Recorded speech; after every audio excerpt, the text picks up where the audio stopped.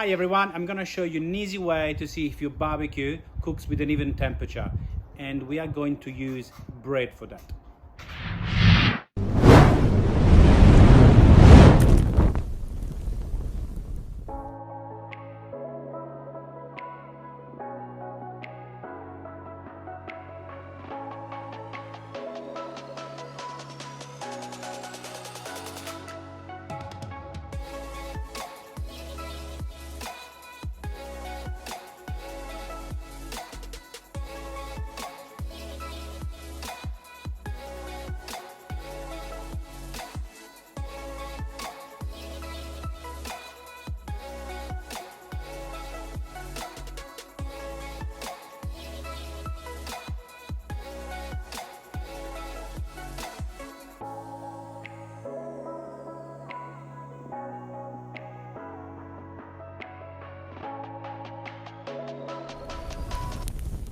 So different colors on the bread. So obviously my barbecue is not cooking evenly, and what I suggest you do when that happens, just clean your barbecue. There's probably something that is stopping the flame from being even all around it.